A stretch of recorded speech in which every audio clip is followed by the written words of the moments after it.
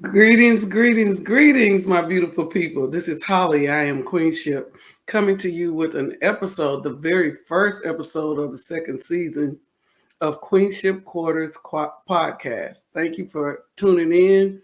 Thank you for being a follower. And I'm excited about this second season. We're going to start off this second season with a series that we're doing called Culturally Speaking. And our first guest on our Culturally Speaking series is Mercedes Frierson. And we're going to be speaking tonight on cultural humility in the workplace. And she's going to come on and explain what that is. And I want to first start off by welcoming her. Welcome, Mercedes. How are you? I'm good. Holly, how are you? I'm well. I'm well. Thank you Good. so much for coming on Queenship Quarters podcast. We really wish you just so many honors and blessings for coming on today. Thank you.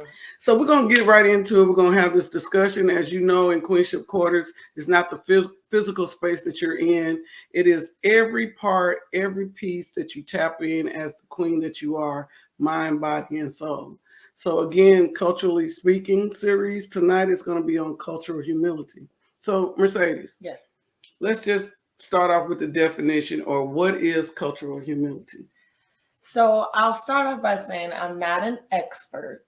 You're not an expert. I'm not an expert. Okay, I think, and that's the whole point about humility is that you come from a place of having space to learn. That's the position of being humble and knowing that you are the expert in your own experience, but not an expert in others. So when we talk about cultural humility, is that it's your ability to have your experiences, your beliefs, your expertise and knowledge and all that be true. Mm-hmm. Hold it. Okay. Suspend it right up in here for a moment. Okay. And then make way for other people's truth experience to exist in the same space as yours. Okay. So it allows for you to say, okay, I know that I am a Black woman, I'm cisgender, heterosexual, graduate, student, and I can talk to someone else and they have a different identity and different experiences in life, and also it be real and true to them. So cultural humility is more of a practice, as a lens in which how you see people. Okay. And knowing that I'm not an expert in how you identify. Just because you are a Black woman right now, because of all of the different parts of you as a mom, as an entrepreneur, all the different hats that you have, that doesn't mean that because we're both Black women, we have the same experience. Okay. And I'm not competent in your experience. I actually need to humble myself and say, you're the expert in all of your identities, and let me make way for you to tell me. I stayed the learner. You're the expert. Now that was good. That was deep and that was good. But before we really sort of dive in, can you just introduce yourself, your background, and as you said, your credentials and the trainings that you do? The reason why I have you on the show tonight is because of your background and the trainings that you do. So just let our viewers know who you are and what comes with you. Yes. So I'll just start off with my purpose statement. Okay. So I am a social worker, I'm an educator, and I'm a pathway for people's healing and self-discovery. So when I'm talking about in my social work experience, I've been working in homeless services for 10 years, started off in direct services and then worked my way up into leadership and did everything from case management all the way to being director of staff development and overseeing a homeless shelter. And then when I'm talking about an educator, I've been in academia teaching at graduate students in social work for the past 6 years. Okay. And so really helping our budding social workers to understand what it means to be a social worker and how to hold our code of ethics to the heart of what we do. Okay. And then when I say a pathway for people's healing and self-discovery, is I am really about helping people evolve to better versions of themselves and teaching each other how to love each other better. Oh, okay. So a lot of the work that I do is really tapping into people's the consciousness, things that are subconscious, and bringing that to the conscious, Okay. and helping us to see like what are some things that we've learned in the past that we need to unlearn. So we're talking about things like your implicit bias. We're talking about some things that you've been socially constructed to believe about people that are different than you. Exactly. And then even looking at, okay, well, who taught that to me? Where did I first see that? Well, a lot of this is tied to family, tied to your environment. And so having people first become aware of self, and then second, seeing, okay, where does that come from? So doing some examination of that. And then thirdly, then saying, okay, well, what have I learned, or what should I think, how should I think differently? How does that other person feel or perceive the world? And then lastly, I would say, make a change. You shift. Okay. So now let's get into the workplace and how cultural humility has its place there, or why do you feel it's so important to have these kinds of trainings in the workplace? Oh, it's so needed. So I often say that, there's a disconnect at times, especially in the helping profession, that we provide all of this compassion and care and attention to our clients, and try to be kind and respectful, and want to make sure that the service that we provide is meeting that client's needs in the best way possible.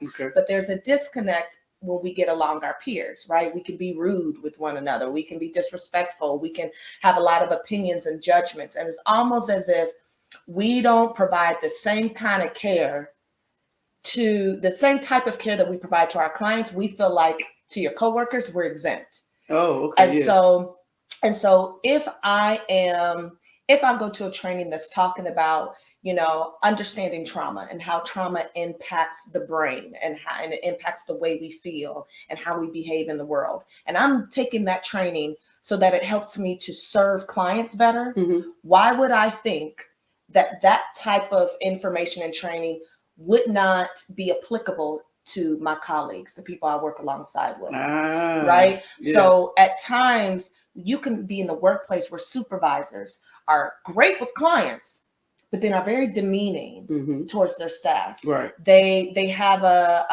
their implicit bias comes into play, and they don't know how to speak with kindness and understand that, okay, maybe their staff is experiencing a traumatic event. So that's maybe why their performance at work is slipping. With clients, we understand that, right? We're like, okay, let's give them a second chance. And why don't we give that to each other? Because we are clients ourselves. It's just our story isn't in a case note. So okay. So you mentioned a couple of words I want you to define. Implicit bias. What is implicit bias? Implicit bias is it's a judgment that you have, or a perception or belief that you have of a group of people that you are not aware of. That's why it's implicit. So if people ever seen like a lot of analogies that you might see is of an iceberg. So when you see an iceberg, right, what's on top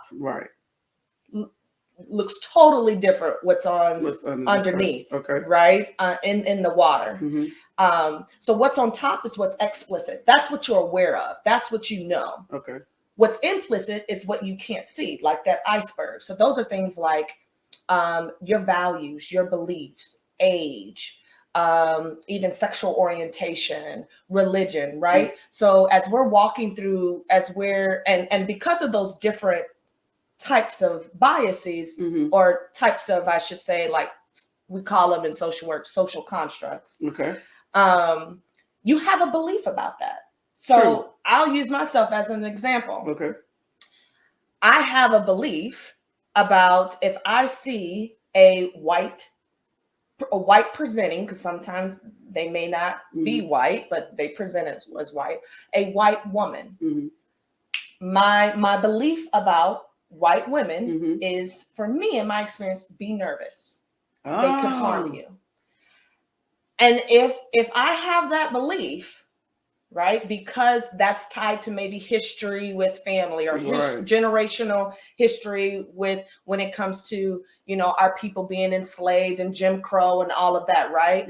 Like, then I have to recognize, like, ooh, that's my bias that I have about this person or type of people. Okay.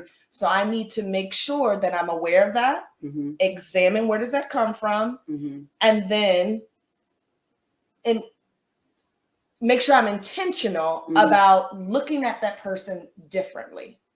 It's going to cause for me to do the work and realize, okay, I cannot characterize that this individual, this white woman, is going to hurt me like maybe other women. So when you say you're nervous, that means you're putting up a guard and you're on defense, you're always thinking, I gotta watch them. Yeah, I mean, you could think that, but then watch how this shows up in behavior, right? Okay. So let's say you're thinking, okay, white women, I gotta be on guard. Yeah, I don't trust them. I don't trust them. Okay, well, right? So now watch how this manifests in behavior. Sitting in a meeting, right? A white colleague speaks, you go, right. All of a sudden, your demeanor, because you're not even going to take a chance. You're not even right because your implicit bias has now been activated. You have this belief, right? This is similar to when we see a comment of this, or when we see how people grab their purses or walk on the other side of the road when they see black men come down with a hoodie down the road, right? There's a bias associated that they're criminals, that they're going to hurt you, they're going to harm you.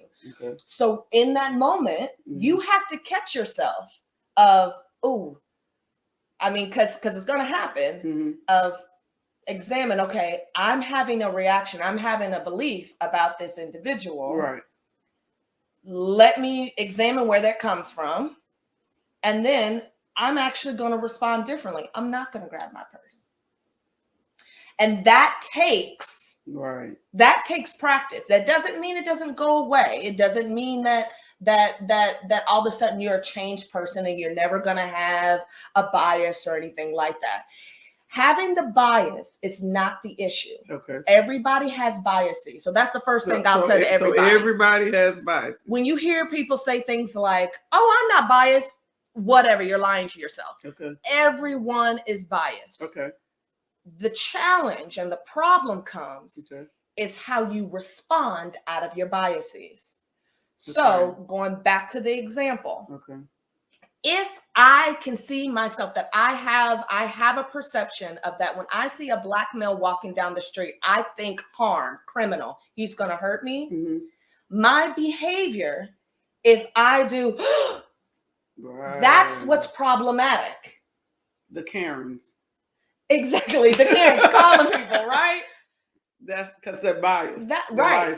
And so it's easy for us to go to that example of the Karens, or, you know, that's why I like to use myself as an example, because a lot of times, you know, we don't hear examples of biases from whether it's a black person having it on a white person, or a cisgender with a person that identifies as trans, right? Like we don't hear those types of biases that you have. There are things with, like, when you say, well, I'll let you go with your questions, because this is interesting. This is very interesting to me, because as a black woman, or a woman of color, or a person of color in the workplace, what are you coming across in your trainings?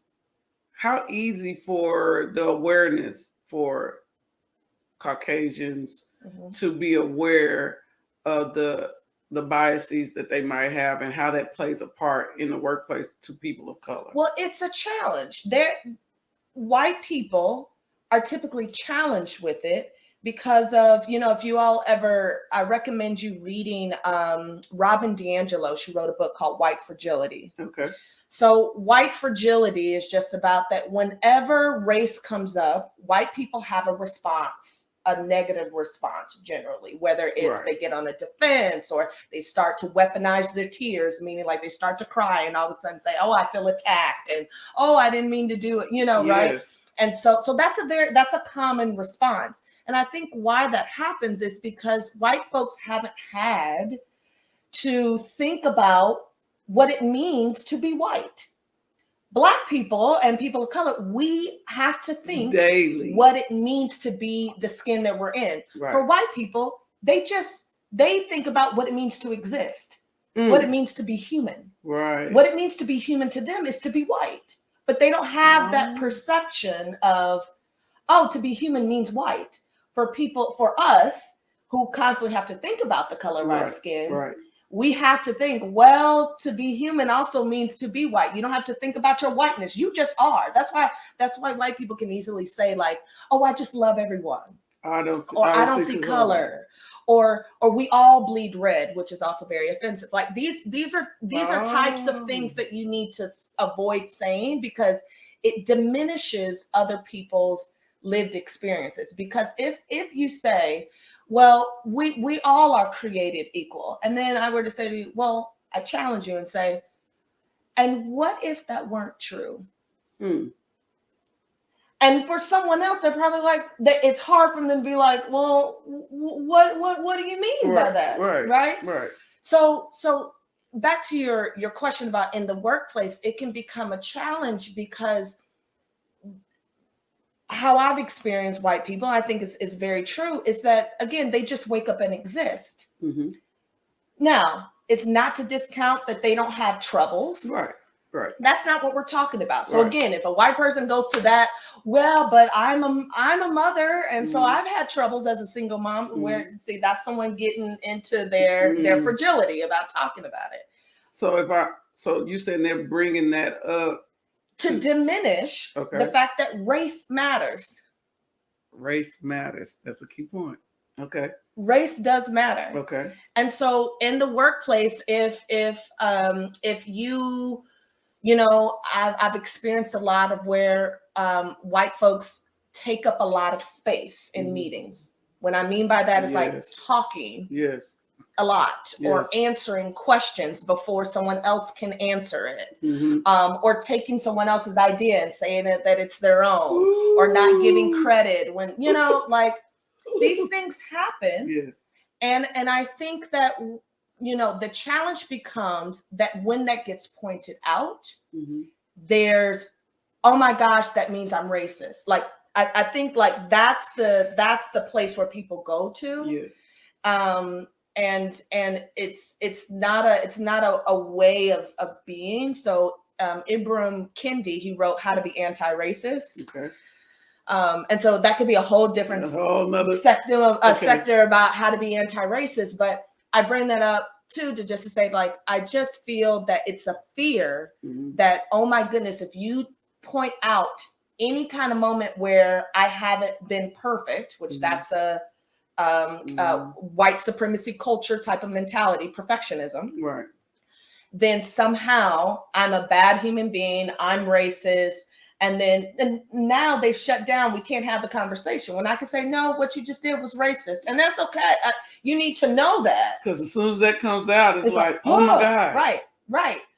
But where I encourage for white people is to lean into that discomfort that they're feeling and experience it, because that's probably what a lot of your Black and Latinx and Asian, you know, friends are experiencing on a day-to-day basis, that discomfort, being worried about having to say the wrong thing all the time, or moving around and you know, how you move around in space all the time, or what you wear, or, you know, like your hair. Is that professional? Exactly. Am I speaking my truth or speaking up? Am I looked at as an angry Black woman? Exactly. When my counterpart can do the exact same, can blow up in the meeting, and they're classified as, oh, they are fighting against the status quo, and right. But us, aggressive, difficult, you know, doesn't take a critique well, and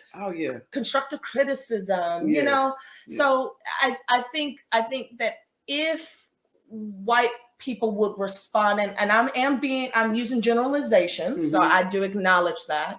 I can also say collectively that if there was a posture, which is why culture humility is so key. So coming back, Okay. that if a white person would sit next to me and I expressed to them, hey, what you said or what you did offended me because, Okay. and instead of going into the posture of, well, I didn't mean to, acknowledge that although your intentions were good, your impact still was felt. Like the impact was still negative. Okay. So when people say things like, oh, I had good intentions, that's not enough. You need to acknowledge the fact that that still hurt. So if somebody would respond to me and say, you know, once I said, hey, what you said was very sexist or was very racist, their response should be, I hear that. Okay. And if they need clarifying information, you know, then they can ask follow-up questions about it. But it's I hear that, I acknowledge that, I apologize, and I will do better. And why do you think agencies and companies are looking now for trainings like this? What are you seeing coming up in companies that people say, oh, we need this? What is happening? Well, yeah, because I think so. I mean, equity is a huge part of the conversation now. So the stuff that I'm talking about, culture humility, I'm talking about it's you use culture humility as a lens on how you interact with people, how you connect with people. Is that the new term for diversity, or is that two different things? I think it's two different things. Okay. So with culture humility, it's not as new as people think, but it's a newer term than like cultural competence. Yes. So people might have heard of cultural competence or cultural sensitivity. But when we're talking about equity, you know, equity is huge now. And I think it's because people are now saying, okay, let's look at things beyond just the one-on-one interaction, which is a lot of what I'm talking about. And that's where I think change can take place as well.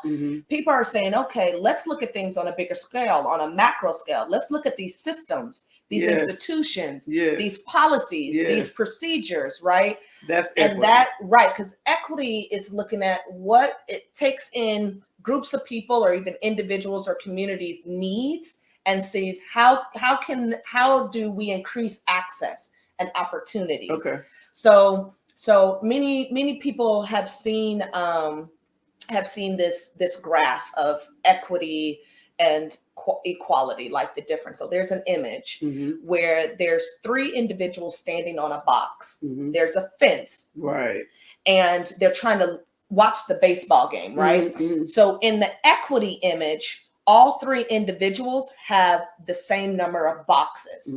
However, because one individual is a little bit shorter, another individual is just kind of medium height, and the other individual is really, really tall, even though they receive the same number of boxes, the outcome isn't the same. Okay. I got it. And it's different, right? Equity takes into, hey, this person's shorter, this person's medium, this person's a little bit taller. So let's give, this is what equity, let's give this a right amount of resources to the individual that's a little bit shorter, and maybe the person in the middle doesn't need any more boxes, or maybe needs one, and then the other person that's really tall doesn't need one at all. So then when you look at the image, everyone's outcome is the same. Gotcha. So while equity, you get the same, different outcome, equality, you get difference and the same outcome. Gotcha. Does that make sense? That makes a lot of sense. Okay. Hopefully everyone is understanding and following what you're saying. So I want to get back to, in your trainings, some of the themes. So we talked about implicit biases. And from some of the stuff I know you have trained on and spoke on, microaggression. What is microaggression? Microaggressions are little like slight snubs or jabs, insults that are said or done to target a population, a marginalized population. Is that intentional, or is that sometimes it's unintentional? Okay. Sometimes it's intentional. Okay. So a lot of microaggressions are unintentional. The ones that are intentional are the ones that we kind of know, like, oh, don't say this. So when someone says, oh, you're a wetback, or, you know, go back to your country, or you N-word. Totally. That's a microaggression. And that's a micro assault. Like you are assaulting them. Right. But the other ones are more like, you know, they're more subtle. You don't really see them. So those are things like, oh my gosh, you are so articulate. And it's like, I'm sorry, do I say thank you? Because I mean, so what it implies, especially to, oh, you're pretty for a dark skinned girl. right, exactly. Okay. Because what's the hidden message? So how I always teach people, how do I know if that's a microaggression? Is you ask yourself, what are you really saying? What's the hidden message? So you're so pretty for a dark skinned girl. The hidden message is dark skinned girls are not pretty. Right? So that's the hidden message. So the same example I gave, oh, you are so articulate. The hidden message is people that look like you aren't articulate.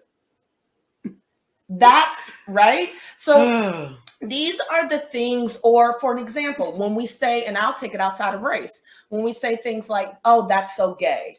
People used to say that back when I was in the 90s, so maybe they don't say that now. Oh, that's so gay. Or that's ghetto. I'm gonna use gay. Okay. Gay. And so people may not think like, oh wow, like that's a microaggression, because what's the hidden message? Okay. What's the hidden message? The hidden message is whatever the action they were doing and they connected it to gay, that's like soft or right, that's soft, that's bad. So like if you go to exactly, if you go even saying that's girly, you know what I'm saying? I get you. I was trying to describe what that's gay. If somebody said that's gay, that's right. Like a bad thing. Exactly. So then what? Being gay is bad. Right. So you watch a movie. I've heard that all the time growing up. Oh, that was a gay movie. Or like that means you throw like a girl. I can throw. Exactly. What does that mean? So then, what's the hidden message? That women, women can't throw it. Right. Okay. They're weak. They're whatever. Right. So these are the microaggressions, but that happens a lot in the workplace. And so it's important to have the conversation in the workplace, because again, we may not think that, okay, I'm not saying that to a client, but I'm definitely saying it in the lunchroom with a coworker. True. I'm definitely texting it to somebody that, email got leaked, right? Yeah. So, and that causes harm. Okay. So a lot of what I try to have people to tap into is to recognize you are going to mess up. You are going to cause harm, sometimes unintentionally, cause harm to someone else. Okay. The response is what matters. How do you repair that? How do you, and what do we need to put into place? Things like understanding your biases, understanding microaggressions, how to call people into conversations, all of those tools that helps you to reduce harm that you might intentionally inflict on someone else. So you just brought it up, calling someone into a conversation. So we talked about microaggression, we talked about implicit bias, and if you're experiencing these things in the workplace, what can you give our viewers how to call people in or how to get the conversation in, talk into where they can understand where you're coming from? Yeah, no, I'm happy you brought that up. I think so. We all are very familiar with calling somebody out. So we will call somebody out. And at times you need to call somebody out at times. And this is how you started off. First of all, hold up. Right. Okay. Right. So or we do that. Well, what you're not gonna do? What you're not gonna do? Yes, we do that. We call. So that's calling the people out. Because what it means is that it immediately stops the harmful behavior, but it's doing it in a way that could care less about how that other person feels, and that's okay. I mean, we all done it. Road rage, right? We calling people out all the time. F you! I'm on the horn quickly. Right. Right.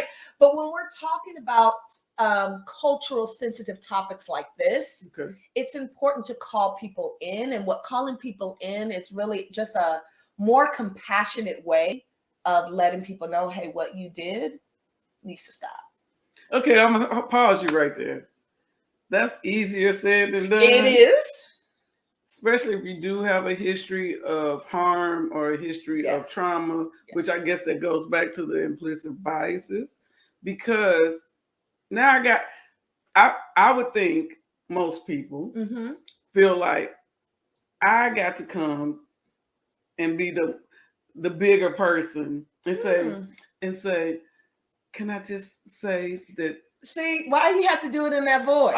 Because Okay, that's not what you have I to didn't do. mean to do that, but I'm just saying, I'm feeling like you said, to call somebody in would mean that, because I'm already thinking you knew exactly what you said. Not necessarily. At some point. At some point. Right. So I guess a lot of times that's easier said than done because you have hurt me. Yes. Or you have made me angry. Yes. So now I got to catch myself. And I feel like people of color, we always have to be mindful first. So let me stop you there. Okay. In order to call someone in, there's definitely things you need to do before and to consider. Let's talk about that. Not everything. I'm still working on this cultural humility. I've gone through the training, and I do very well in situations. But I'm just saying, sometimes I have to come back to get this retraining. So let's talk about that. What do I got to do first? I'm telling you, it's hard. Okay. So first and foremost, the very first thing is you've got to assess is if you're ready to have the conversation, because calling in does require emotional capacity, right? A certain level of emotional capacity. I have that. You do, but you may not have it in the moment. Okay. So this is why you need to assess self and say, look, do I have the time right now? Do I have the space? Do I have the emotional capacity? Because it's going to take emotion and time to call someone in. So I know you were going slow, but that's how the conversation probably will go. Because I'm thinking if I do that, I'm talking to myself at the same time to say, stay calm, stay calm. Right, exactly. So you yourself would need to be at a place to have the conversation. Okay, that's first and foremost. Okay. The second thing is, I would say, evaluate the relationship. You calling me in, right, is going to be different than you calling in a stranger into a conversation. That's right? True. That's true. So you've got to look at the relationship and understand too, okay, because when you have a relationship with the person, you also know more about their beliefs, their values. You have a little bit more insight on intention, all of that. Right. So that's just a part, just something to consider. Okay. The other thing is I would make sure that then when you're getting ready to go into the conversation, is have a perception of if the person as well, just like you needed your moment, if they're also ready for the conversation. They might have needed something happens in a meeting. Someone says something that, everybody was like, did you hear that person? Did they just say that? Right. That person probably needs time and isn't ready to talk. You probably need 48 hours before you talk. Right. So just take those things into consideration. Now, let's say you're emotionally ready. This person is someone who, you're not close to at work, but you have a working relationship with, which a lot of us pretty much do. And you have the time to have the conversation. So oftentimes how I encourage people to start is just to simply ask, hey, Holly, do you have a moment to talk? I just wanted to talk about the meeting that we had last week and just something that was said that I just want to tell you my thoughts about it and see if we can have a conversation. Okay. Is that okay for you? Sure. Okay. So I want to just share, when you made the comment about that, you were so surprised that I could present so well and that I was so articulate. That bothered me. Because so now what I'm doing right now is I'm stepping out for a second. I'm letting you first notice. I asked permission. Can we have a conversation? Okay. That was the first thing. Okay. The second thing is now I'm speaking from I. Okay. I'm speaking from my experience. Now, let's say this happened to someone else and I observed it. Okay. It could sound like, when Tina was talking, I don't know if you noticed, but I noticed that every time she would speak, you were cutting her off. And it may not have been intentional, but it looked as if that it felt for me as if that what she had to say didn't matter to you. Mm. And I've noticed at times that whenever she speaks as a Latina, it could land as if that,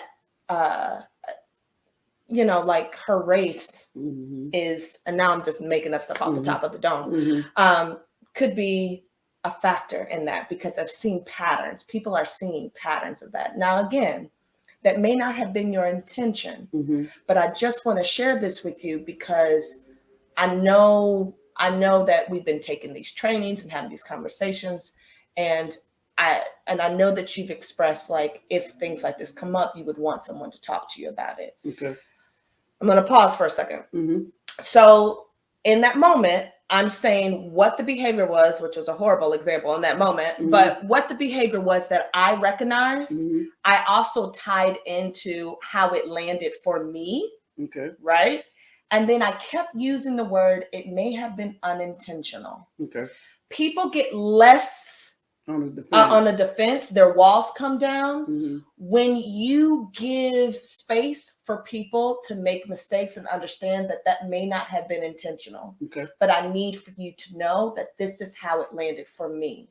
So you're saying it is appropriate if it didn't happen to you, but you observed it. Totally. Because it made you feel, because what if they say, well, I wasn't even talking to you, so why are you coming to me if she didn't come to me? I get you. And I think for me, when I watch someone else experience that, it bothers me. So now I'm role playing. Right.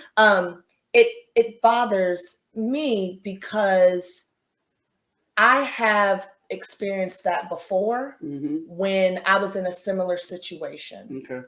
Right. And so now I'm again speaking from my, now there are some people, I do a lot of speaking from my experience. Okay. There are some people that have conversations where they're calling into like history and facts and stuff. So they're saying, you know what? It's rough because 30% such and such, da da da da da. Or they're probably talking about, because over the course of time, people of color have not been able to sit at the table and have an opinion. Right. And so when you're cutting them off over and over and over, it's not giving them space, as if like their existence doesn't matter. Their value doesn't matter. Right. Like, so people can add all of the things. The point is you need to go in with saying what's true to you.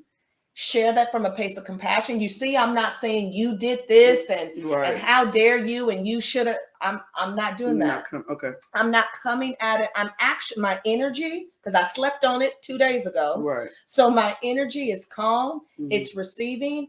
And now that I've said what I've had to say to you, then I'm actually gonna be quiet and see what you say. Give you space, and maybe even ask you, what are your thoughts on that? Because now I want to hear from you, not if you believe me, but what was that about for you in that moment? Right? Okay.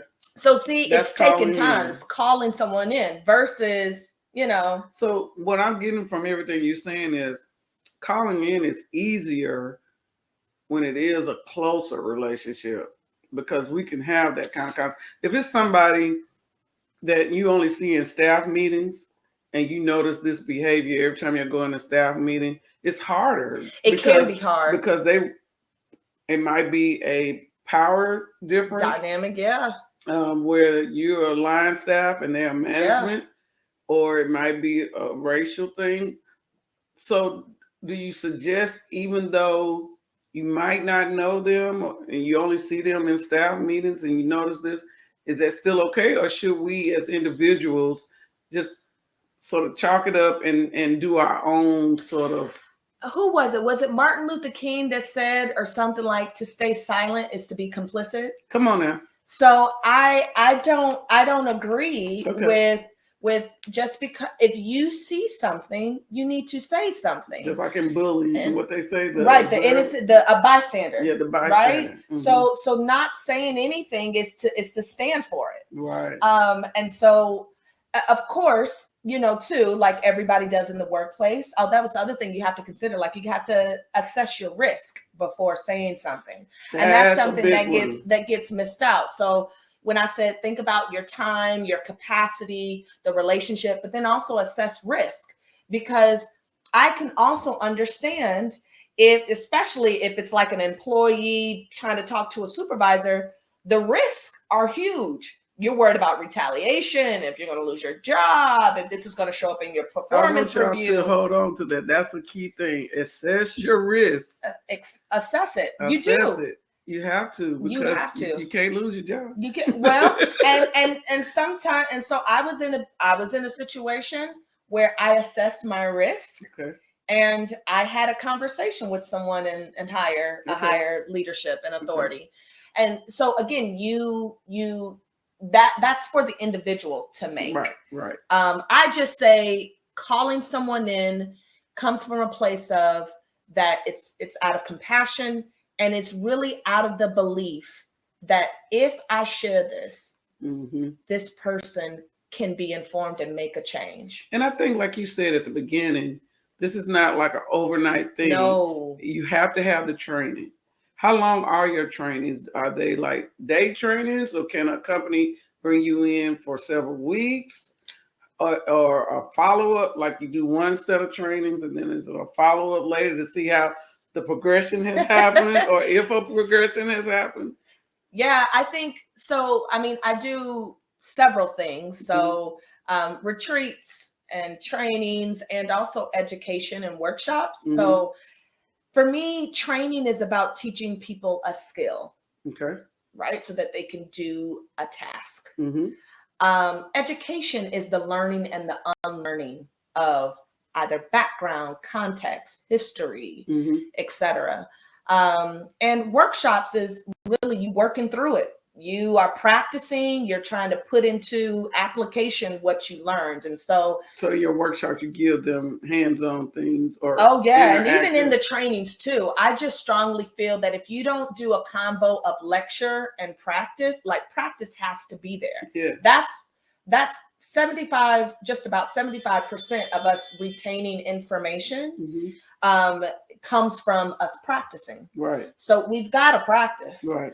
And oftentimes people are just going to training and think, okay, that's now things can be implemented. Yeah. And it's like, no. One, you've got to have practice. And then two, you got to have continued education.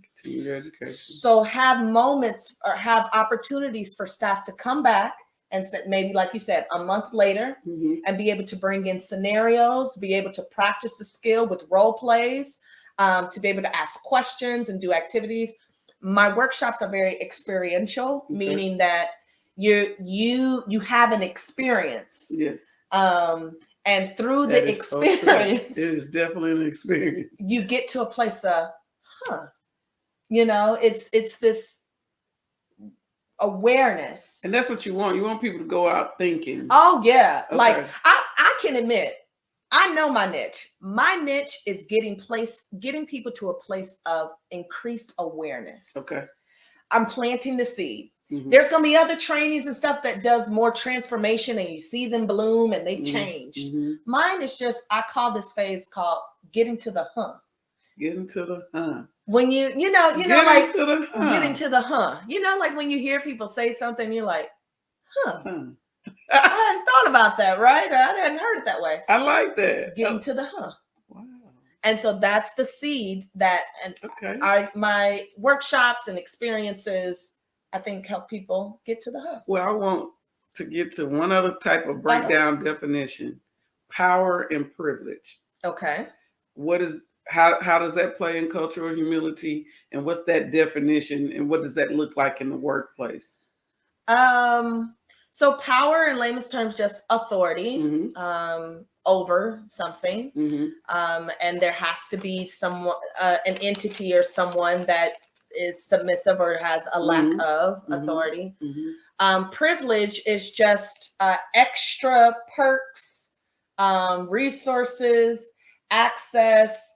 It's kind of like your invisible knapsack.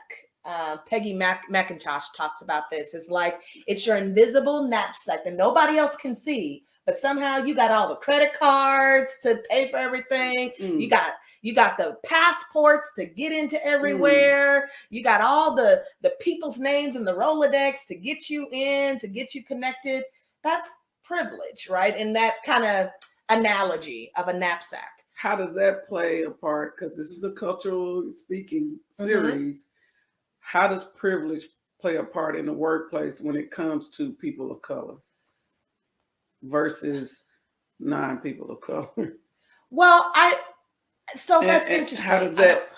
I guess what the question I want to know is, how do you, in your trainings, make people who are white aware of their privilege and how that affects, it might come across, or in different entities in the workplace, how that comes across, or how it causes harm in the workplace? Yeah, so I'm actually gonna reframe this, because I think that people think that privilege only comes with white, and then it's like they're extremes. It's either you have it or you don't. So there's this idea of intersectionality, which means that you make up many different roles and identities. You are woman, you are Black, you are educated, you are single, right? Like you have all of these identities, right, that make up who you are.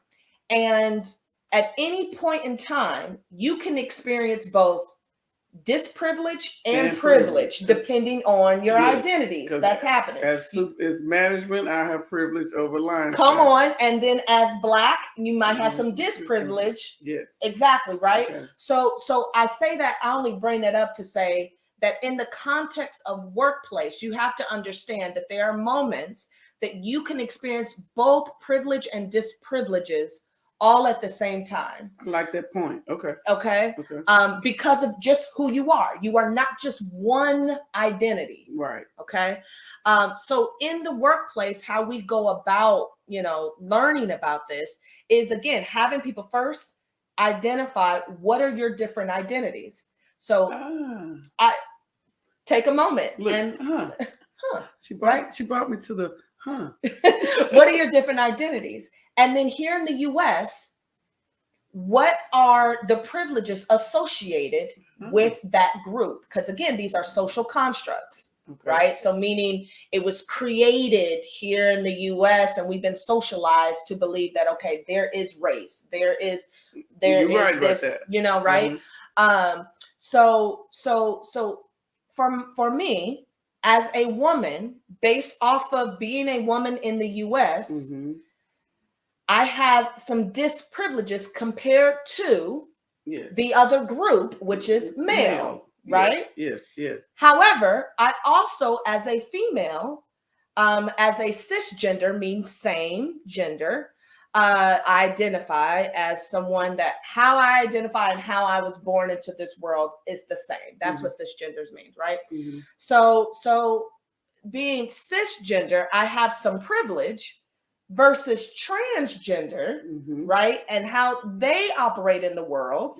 But yet I'm still woman and I have disprivilege, right? So it's like I'm woman, but I have some disprivilege being in the women group. I have some privilege being in the cisgenders group. I have some privilege being an MSW academic student. I have some disprivilege being in being single. So like there are just certain groups where you have different privileges associated to it. And so in the workplace, when conflict comes up, situation comes up, you've got to recognize, are you exercising your privilege in this moment? And you're doing it for the advancement of the group that may not have privilege? Are you doing it because you're reaping from it because you're a part of that group? Oh, I know good and well I exercise my privilege in academia settings. And I also know that I too need to exercise my privilege and become an ally if I am working with folks who are part of the LGBTQ community, right? Like I know that there are certain rooms I can be in, certain tables I can go to, certain I can walk into a church and not have someone look at me weird for holding my partner's hand. That's the privilege that I have versus other people that might be gay or lesbian or other identities. they can't freely show their love and their affection if they Right. walk into a church all the time. Now, Right. depending on the church, but I'm Right. talking about generally speaking, because that's Right. the classification that we're talking about with Right. privilege. And so I have to recognize that it is a privilege I have in being able, just let's talk about homeless. Being homeless or to be housed. It is a privilege that I have in that I can go into my house and close my door. Mm-hmm. And it is people that are homeless don't have that privilege of safety in the ways that I do, right? Right. So that kind of stuff comes up at work when people are talking in meetings or when there's a situation with a staff member. You have to just become aware and say, ooh, can I get out of this write-up? Because if I start to cry, that I know I can exercise my white privilege in this moment. Mm-hmm. I can get out of this write-up. Right. Or can I go ahead and just slide the note to the boss and apply for a job and not ever have to go through the hiring process? Am I exercising some privilege? Yes, you are. Yes, you are. Right? So we all have it. Okay.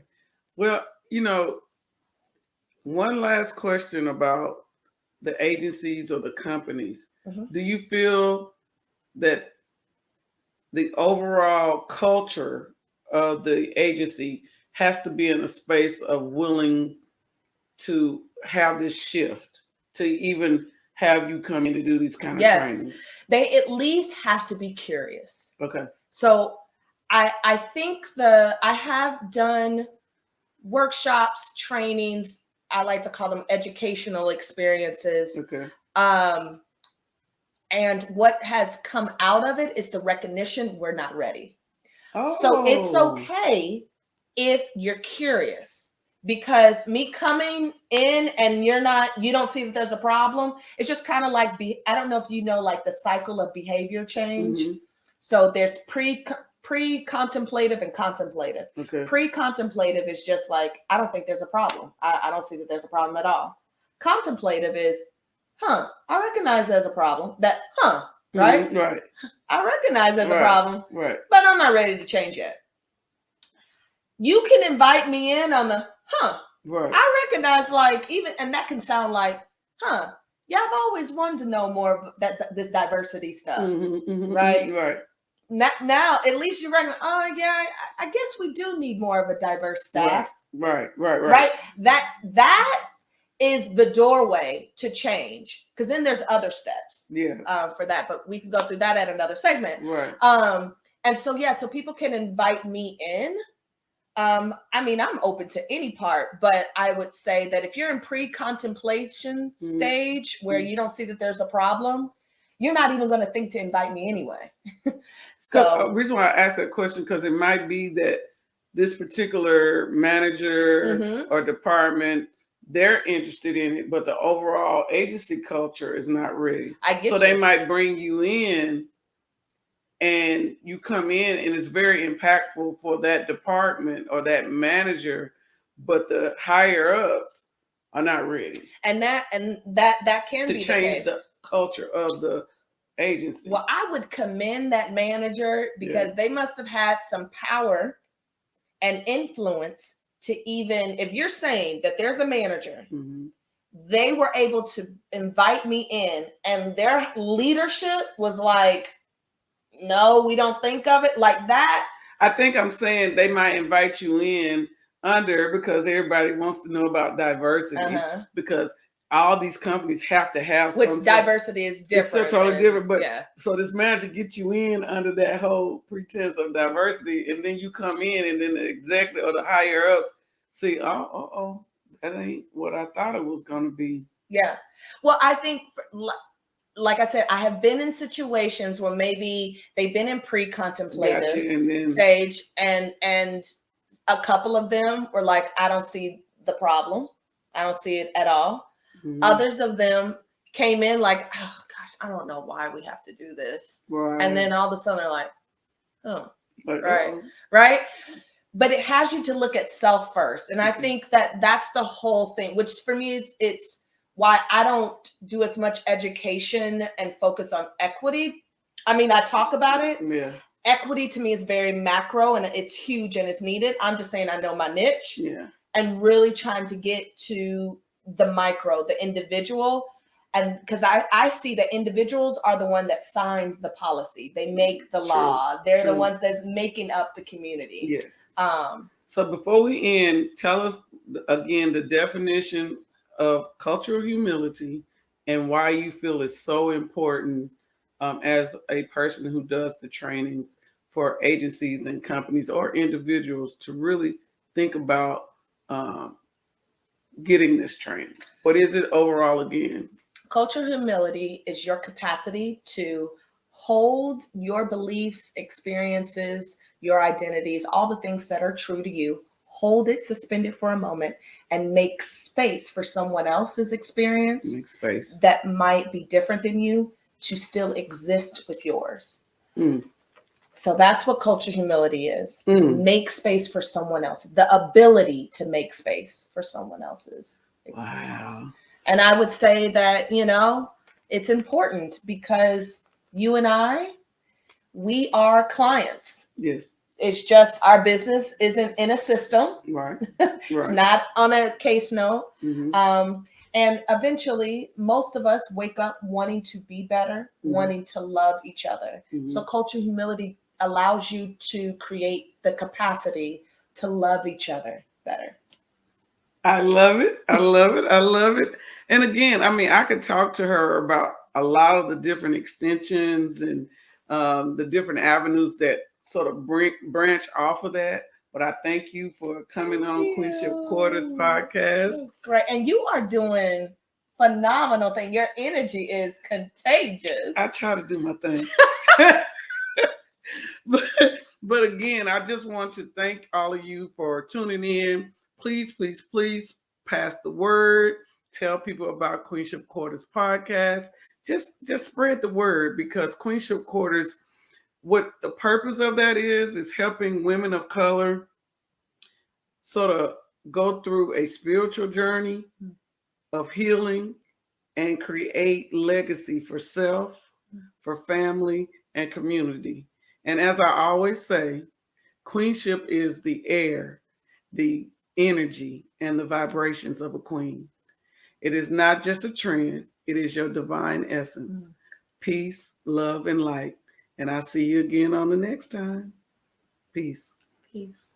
Thank you, Mercedes. You're welcome, Holly.